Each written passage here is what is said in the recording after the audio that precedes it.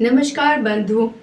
हर किसी को पेट में दर्द कभी ना कभी तो होता ही है, लेकिन कई बार यह दर्द इतना बढ़ जाता है कि सहन कर पाना भी मुश्किल हो जाता है।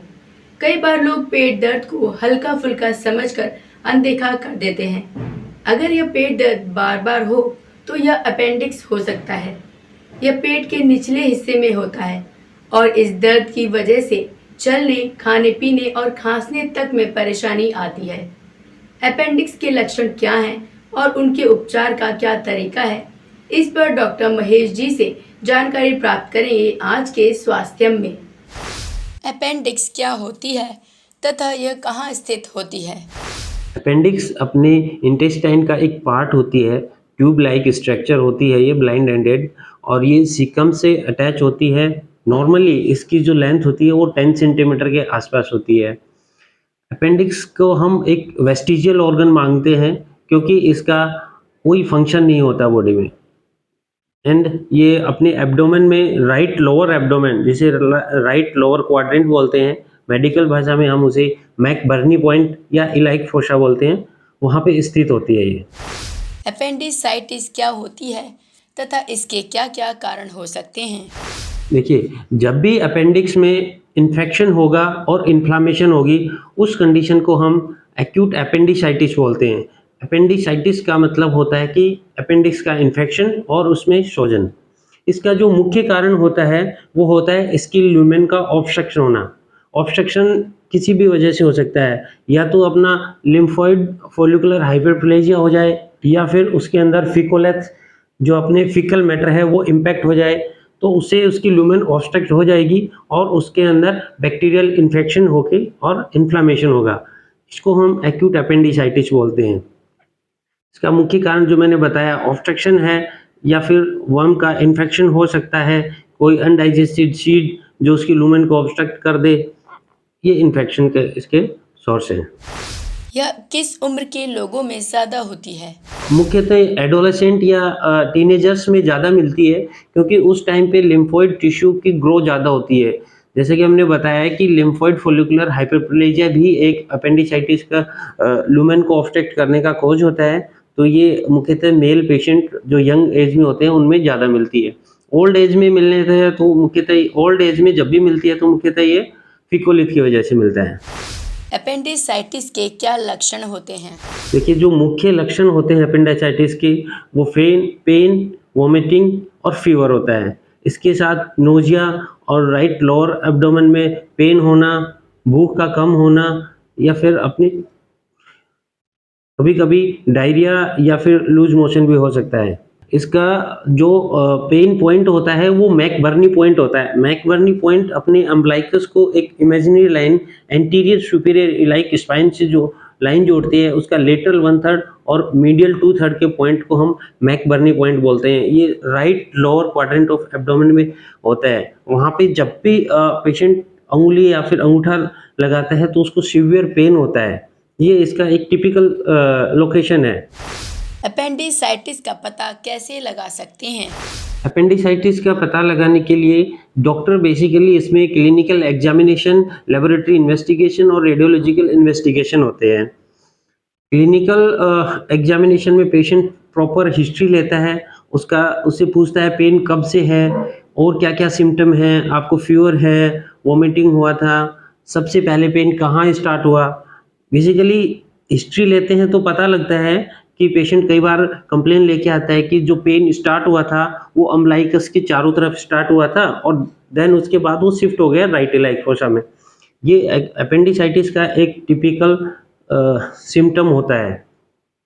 देन पेशेंट का एग्जामिन करते हैं तो बिल्कुल पिन पॉइंट पेन होता है राइट इलाइक फोसा में, मैकबर्नी पॉइंट, जिसके साथ रिबाउंड टेंडरनेस आती है। रिबाउंड टेंडरनेस में हम जब एब्डोमेन पे प्रेशर लगा के एकदम से छोड़ते हैं तो सीवियर पेन फील होता है स्ट्रेचिंग की वजह से।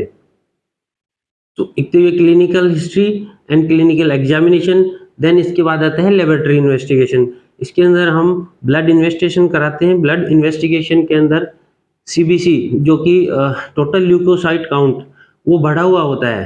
बेसिकली नॉर्मल जो रेंज होती है 4000 से 11000 के बीच, उसमें ये 11,000 से ऊपर ल्यूकोसाइट्स 13,000, 14,000, 15,000 के आसपास या 20-25 हज़ार तक भी पहुंच सकते हैं।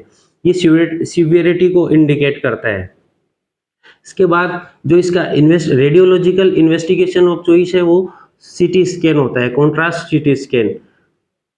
नॉर्मली ये यूएसजी में भी पता लगा सकते हैं, बट यूएसजी से ज़्यादा sensitivity and specificity CT scan की ज़्यादा होती है।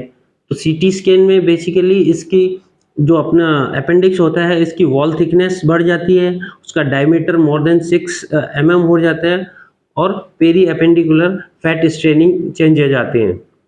इससे हम उसके सीवियरिटी का पता लगाते हैं।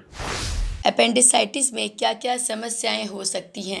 अपेंडिसाइटिस के जो मुख्य कॉम्प्लिकेशंस होते हैं वो गैंग्रीनस परफोरेशन या फिर अपेंडिकुलर लंप या एब्सेस होता है। गैंग्रीनस परफोरेशन इसलिए होता है कि अगर इसकी लुमेन ऑब्स्ट्रक्ट हो गई तो जो अपेंडिक्स की म्यूकोजा है, जो म्यूकस सिक्रेशन करती है, वो पेंट अप होगा, उसमें बैक्टीरियल इन्फेक्शन हो जाएगा और स्ट्रेचिंग की वजह से वॉल में गैंग्रीनस चेंज आएंगे और उसका परफोरेशन हो सकता है। ये एक बहुत कॉम्प्लिकेटेड कंडीशन होती है क्योंकि इसमें जो बैक्टीरिया हैं पूरे एब्डोमेन में फ्लेयर अप होके और बैक्टीरियल पेरिटोनाइटिस कर देते हैं, जो कि एक मेडिकल इमरजेंसी होता है, सर्जिकल इमरजेंसी है ये।